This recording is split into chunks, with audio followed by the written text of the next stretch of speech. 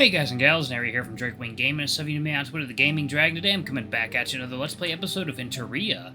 So yeah, before we jump into it, just wanted to let y'all know that our Patreon is now for as little as $5. Y'all can help support the channel, get some awesome rewards like permanent access to our community Discord server and full access to upcoming Not Safe for Work videos. All that for as little as $5, y'all, it really helps out the channel. Anyway, let's go ahead and jump right back in. Alarm chain, you were up, and let's go. Alright. This is when you're the only one I can talk to about the parents. What's going on? Why are we doing this again? Doing what again? This whole song and dance where I listen to your do's and don'ts. Where you don't do this and do that advice, and then proceed to die. And then claim that you didn't foresee this happening or whatever. There's another pause, as if he's waiting to see if my outburst is finished. You never died, you simply came close to expiring. But were then saved by parental benevolence. Silence follows once again. But this time it's from my end while I stare at the being in front of me. At least I give him the feeling of being stared at. I haven't summoned a body this time, not really being in the mood to do so. Instead I just float back in the void. Watching him from seemingly every angle at once. It's hard to describe how things look in this state, but it's more of a feeling rather than being physically present. For the first time I sense what feels like discomfort from him, or maybe it's embarrassment. Whatever it is, I rather enjoy it. So, what is it that you want? Why have you forced me to intervene? You already know the answer to that. Well, yes, but putting thoughts into words is important for clarity. Even the parents still communicate with words. It's an odd thought, imagining the parents talking to one another. I guess it's hard to imagine anything involving them when I don't know where or even when they are. I sigh mentally as I focus on putting my concerns into words, at the same time realizing how the monitor is right and that I need to better organize my feelings to get my point across. Well, first of all, I want to know what the plan is. Why shouldn't I give that speech? I sense a flash of irritation mixed with what feels like a feeling of helplessness from the dragon. You know as well as I do that I cannot tell you that. I do know that, and I wonder if all this really is futile. That I'm not following the plan. With the way things turned out last time, it's clear you have no idea what you're doing. So maybe if I do the opposite of what you want, this time I'll survive. I sense another burst of annoyance from the ethereal being. The issue, Kyllian, is that I myself do not know how the future might play out. I am only a messenger. Then ask them. That's the whole point of your existence, right? To communicate with the parents and act as a bridge between them and us. They will not tell me. Have you tried? Many times. Then I'm just going to do what I want. I'll start by telling Alex what the plans are regarding his future. Kyllian. The monitor seems to heave a heavy sigh that I can almost hear. The parents only aim to help you. Killing you is exactly what they are trying to avoid.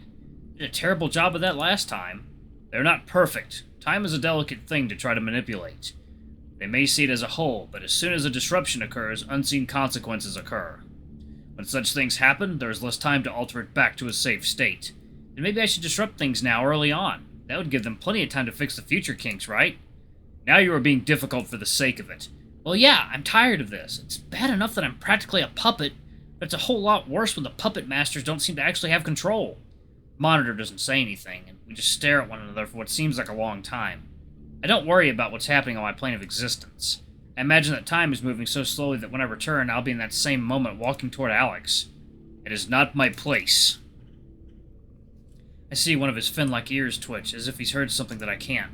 Maybe a warning? If I were to hazard a guess, it would be that great harm would come upon you if you were to proceed with the speech in Lupus. I feel like that's an obvious guess. Then why go against their advice? The monitor seems to have temporarily given up on waiting for me to form words. Well, to provoke this into happening, first of all. Well, you succeeded, as you can see. Second of all, what about Alex? Why am I not allowed to warn him about what's happening? I do not know the answer to that, Kyllian. Just that it is not in their plan. This time I hear a growl under his words. I'm a bit surprised by the amount of emotion I'm eliciting from this creature. It reminds me that maybe he's more on my side of the bridge rather than the parents. I thought the parents value life above all else. Well, not if that life is a threat to a greater quantity of life. I took control of my voice. I should at least have the freedom to say what I want. The monitor closes his eyes in a way that tells me he's finally receiving direct communication. Then risk jeopardizing the millennia-long mission you're integral to. His voice is cold and flat. Finally, I feel fully defeated. Powerless, like I've felt ever since Amicus kidnapped me from my bedroom in Rome. I'm just a puppet. If that's the case, it's hard to understand why I'm involved in any of this at all. The monitor opens his eyes and stares back at me, and I see what almost looks like sympathy. Second, y'all. Water time.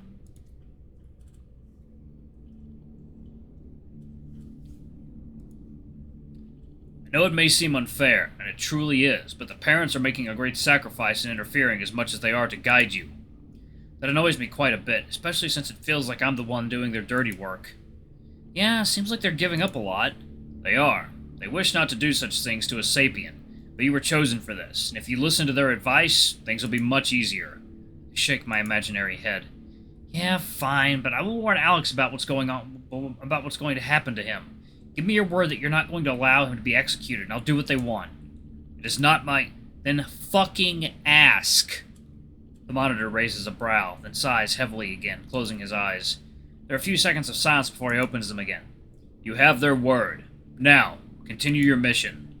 I only have a moment to feel some surprise at how quickly they give in before everything around me disappears.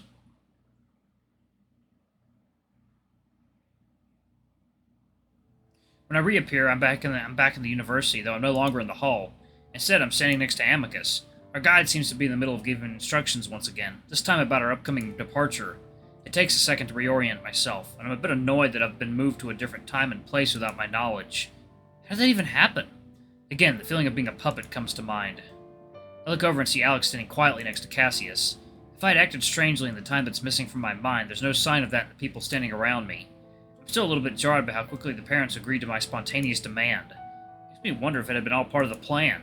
If the parents can be If the parents can kind of sort of see into the future, I wouldn't put it past them to have set this all up. To make it seem as if Alex's life was in danger, that they only took control of my voice so I'd have that thought process. Then, knowing I'd only demand that the traitorous cat's life be saved, it would lock me back into their plan.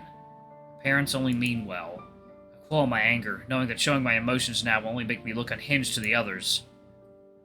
I feel Amicus's light touch on my shoulder. Are you alright, Kyllian? Maybe I'm not doing such a good job at hiding my emotions. Yeah, I'm good. Bjarni raises his voice.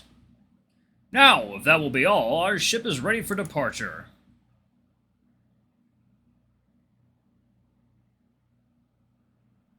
The dragon feels his being loosen with relief following the human's departure. It only lasts a few seconds before he turns his irritation on the entities in the plane above him. That was excruciating. The void answers with silence. I know you're listening. If I were you, I'd consider answering at least some of his questions. I doubt this will be the last time he tries this. I'm sure you do, but your failure to keep him safe during his previous directive has left him full of mistrust, and rightfully so, I might add. Yes, you only mean well, but my own patience wears thin when I'm made to involve other sapients in your games. Oh, I am fully loyal to you in the plan. I'm simply warning you that next time I will not vouch for your benevolence. But consider revealing more to your children rather than just relying on blind faith and obedience. The ship we fly on is larger and less agile compared to the one that Amicus uses. It's clunky, and I worry a bit as it takes off, vibrations and noises making me feel like it's about to break apart in midair. None of the others seem concerned, though, Neferu using the time to fall asleep while Virginia seems glued to her tablet. Amicus sits across from me in his own seat, though there isn't much chance for conversation with how loud the aircraft is. He simply reaches across the aisle towards me, and our fingers brush briefly before he pulls back and also closes his eye to get some sleep before our landing. Though I try to do the same, it's difficult with how bumpy the journey is, and the one window I can see only shows a gray, overcast atmosphere. Second, y'all. Water time.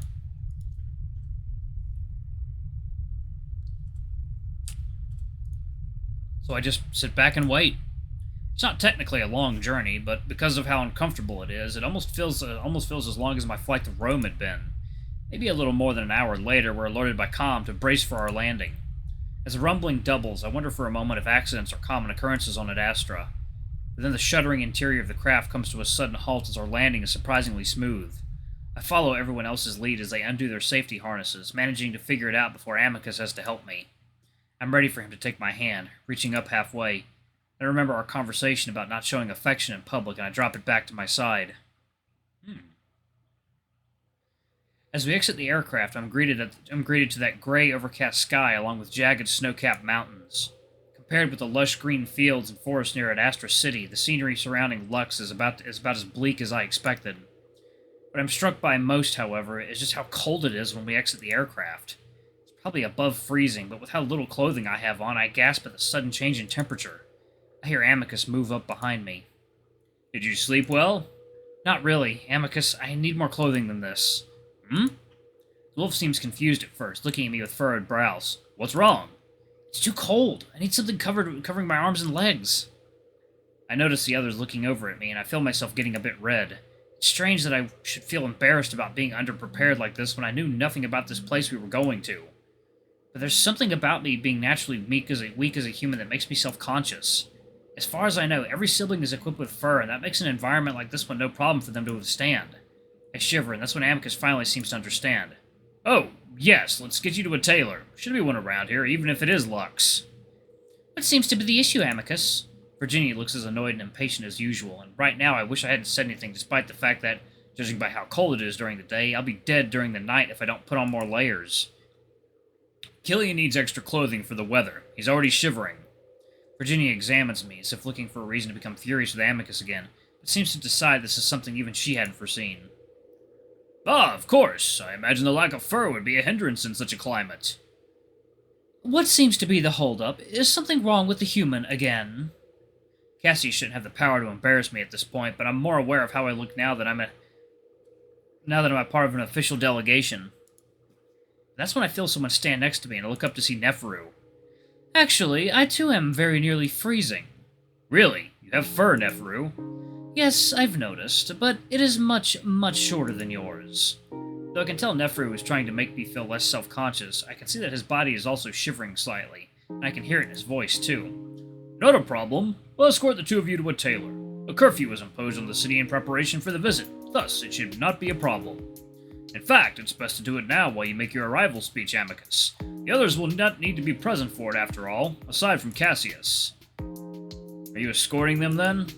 I was thinking the Kyllian ambassador to Ad Astra might be able to do that. He needs to become more familiar with his fellow Kyllian anyway. Where? I'm here. Sorry for being late. Misplaced my my medication, I mean. A deep, gruff voice comes up from the trail to the landing site, and I look to see a new creature. Oh, wow. Big guy. Well, not completely new. Despite not having heard the voice before, I do recognize the Wolverine. I'd seen him at the university about a month ago, but only for a few seconds. Neferu seems to be familiar with him, though. Like, water time.